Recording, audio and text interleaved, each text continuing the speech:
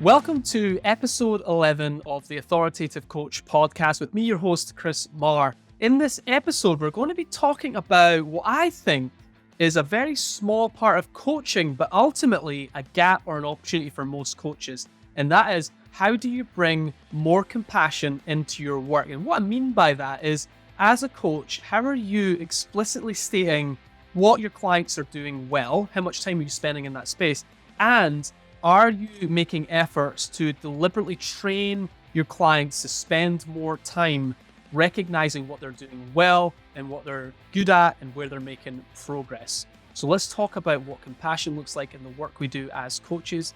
Let's get into it.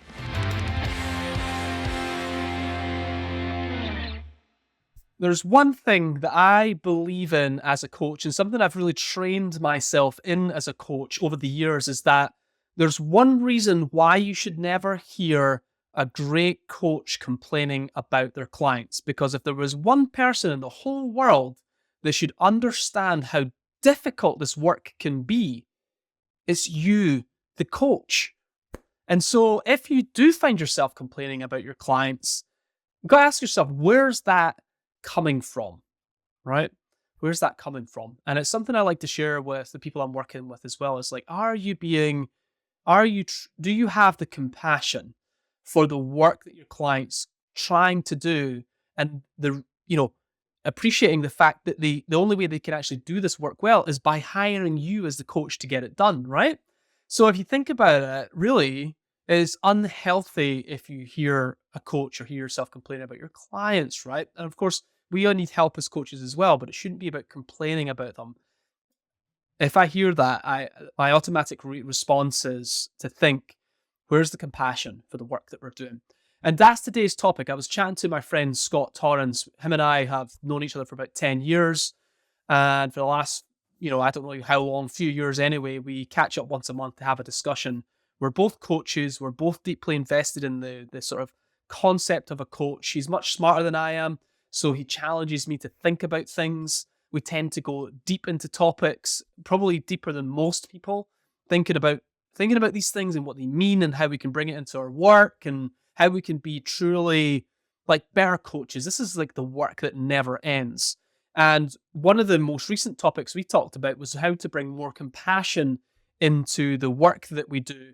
As soon as we started talking about it, I knew that this was a gap for me, an opportunity for something I could do differently or better that would increase my value as a coach. The thing is, as human beings, we tend to give ourselves a hard time, right? We sort of pick up our mistakes. I'd say culturally in Scotland, we're not forthcoming about celebrating what we're good at. We tend to just like get the job done, move on to the next job. We don't necessarily take time to really celebrate our wins. And I would say also that when we do celebrate these wins and when we do get round to it, I don't know that we do it in a useful way. Like, it doesn't turn into something helpful. So what I mean by that is, when we celebrate and when we recognize our wins, does everybody know in the company that this is why it went well? And these are the things that we need to do more of and things we need to do less of so that it can continue doing well in this specific area. I don't know that's true, and perhaps I'll dig into that in a future podcast episode. I'm sort of planting seeds here about, just thinking about celebrating our wins, bringing more compassion into our work, and how do we invoke this in the people that we're working with, right? So I think that for us, there's two key ways that we could do this, and I'll explain this as we go on through this episode. So first of all, there are many attributes or traits or behaviors that make a coach a great coach. Okay, I've actually built a list out of them, and something I can share with you in the future. There's about 50 different characteristics and traits and behaviors that a great coach has. Now, two traits though that are somewhat controversial and I think can really spark a good discussion. So I'm hoping to have that discussion with you here. So these two traits that can be controversial are, number one, never being completely satisfied with the work that your clients are doing, right? So when I'm coaching my clients, I'm always pushing for more, pushing for better, looking to bring out more of their potential, right? So in order to do that, never completely satisfied with where we are or the work that we're doing and the quality that we've produced. And number two being highly sensitive to the mistakes that our clients are making, because arguably, and we've talked about this in the podcast before, that our job is to get ahead of mistakes before they become major problems. Like, that's a big part of what makes us experts, is that we know what the mistakes look like and what they are, and we can get ahead of them. So never being completely satisfied and being highly sensitive to the mistakes. There's no question in my mind that these behaviors help us to be truly effective, valuable coaches for our clients. However, it comes at the risk of downgrading or diluting or losing our ability to show genuine compassion for the work and the progress that our clients are making.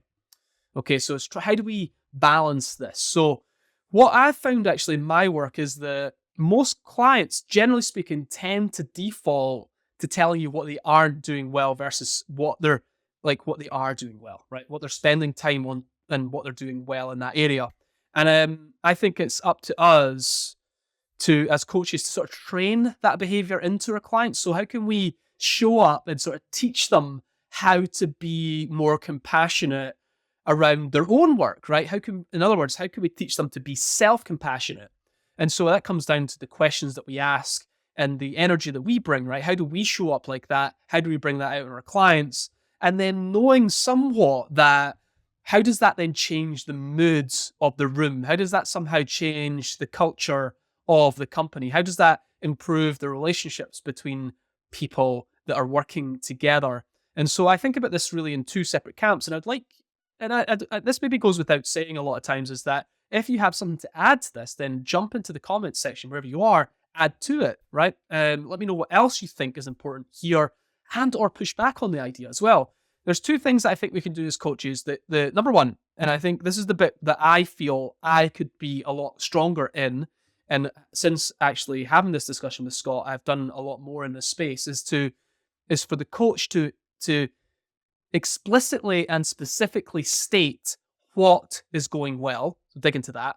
And then the second thing is that the coach is able to ask questions that bring out compassion from the client. Okay. And I think both of these things need to work together at the same time, right? It's not one or the other. I think it's both. Right. So let's first of all look at the coach, and like the coach specifically, explicitly stating what good looks like. And so this is important, because I think oftentimes clients aren't able to see what good looks like or what progress looks like on their own. And the reason for that is that they just don't know. They don't have the relative experience that you have across many clients. And something that seems small and insignificant to them, you see as actually fundamental and critical to have achieved or to have made progress in across all your clients, right? And so how can you give them that sort of relative, sort of more bigger picture that they're really on the right track and they're doing all the right work? How can you give them a sense of that? And so I think it's healthy for the coach to assume that your client needs to hear this from you, the coach. Just think of like sports coaches or any other type of coach in another field. It is really up to us to state what good looks like. We're the ones that hold the standard for what good looks like. And so we should really, as much as like however much time we spend on the mistakes we're making, the problems that we're having, the work that we need to do differently or better, or increase quality, whatever it might be, we need to balance that off with being able to state from the coach's experience what good looks like. And so the goal of the coach is to be the client's champion, right? And so when you're preparing for your client calls going forward, just slow down a little bit and think to yourself, okay, if I'm going to add more compassion in here, if I want to really recognize, make them feel, give them a sense of what's going well, what does that look like? So what are you impressed with? What do you see them doing well? Where are they making significant progress? What is it they need to hear from you? And you bringing in that sort of more broad relative experience from your other client experiences, give them this as a gift. Here's what I see you doing well. Here's what I'm impressed with. Let's start there, okay? So that's the first thing, right? As a coach, what can you bring in terms of explicitly and specifically stating what good looks like, where they're making progress? Now, the second thing is where the coaching questions come in, is how do you as a coach bring this out of your clients? So how do you get them to sort of train that behavior within them to really think about their, like, bringing compassion in around their own work. And so I think, again, it's healthy to assume that your clients aren't good at this, but you should be looking out for it, like getting a sense that your client generally struggles to recognize their own work, and not just their own work like individually, but I see this with a lot of leaders is they fail to do it with their team, right? They just far too quickly get into what we're not doing well. And so you're really asking them to slow down and take the time to think more deeply about what we are doing well, where we do see progress. And so this is your opportunity to train that behavior, to bring the self-compassion to their work by asking some key questions. So here's some key questions to think about as you work with your clients. So what do you feel we have done well? What has been our single greatest achievement? What does progress look like? What has been your greatest personal lesson? You could add in a time period, which I like to do. So over the last 3 months, what do you feel like we've done well? Over the last 3 months, what do you think has been our single greatest achievement? Over the last few weeks, what does progress look like in this specific area? And you'll find some clients actually have a really tough time staying in that place. They'll tend to quickly and sort of subtly drift into like, yeah, buts. So, oh yeah, we did this thing, but it could have been better. We could have done this. We could have done that. And your job is to boundary that. It's like, right, Chris, we're going to get into where we need to improve. What I'd like you to do is just stay in the place where we're really recognizing what progress looks like, what your achievement looks like. We'll get to the buts and the things and the what ifs later, but for right now. And so what you're doing, you're sort of like being very self-aware and conscious of the drift, and it is like insidious drift into the negative, into the critical. And we're trying to be less critical in this moment in time and be more self-compassionate about the work that we're doing, so we can recognize that. Now, what I want to share with you is to try and avoid this. Well, we got to think about, first of all, that they're going to naturally do it. So there's two things here. The first thing is to somehow get ahead of it before it becomes a problem. So this is what I've been working on and making sure my clients know what I'm expecting from them in terms of an answer to the question.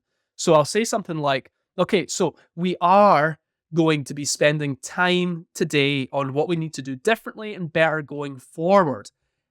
But before we do that, I would like to hear from each one of you. What do you feel has been our single greatest achievement in the last 3 months? So you're sort of getting ahead of it by saying, look, we're not going to talk about that right now. We are going to talk about it later. For now, we want to talk about this one thing.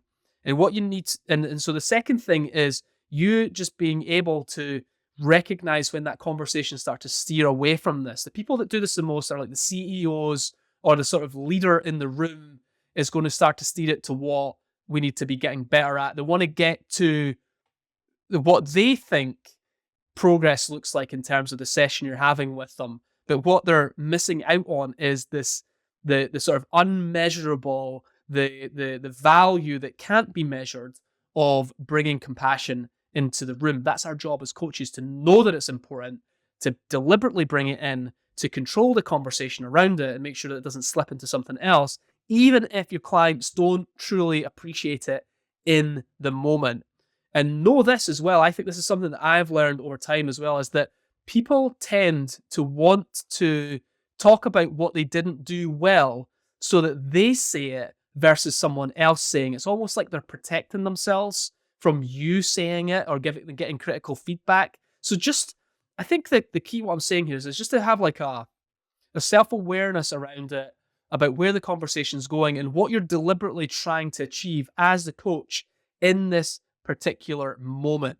And that is to bring in compassion for ourselves and the work that we're doing and help your client to feel that there is a sense of progress, that you as the authority, as the coach, can see that progress and that you've explicitly and specifically stated it to them what you're impressed with, and at the same time asking some really good leading questions that help your clients to bring it out of themselves. Okay, now the thing that's difficult to measure here is like how it changes the mood, how it changes the emotion, how it changes the feel of what's happening in the room. And so the best thing you can do here is to go away and actually try it. And if you feel like I did, for example, that this was a gap for me, something that I wanted to do differently, something I really wanted to shine a light on and deliberately put in as a segment into some of my key client calls, especially planning calls, to spend more time in that space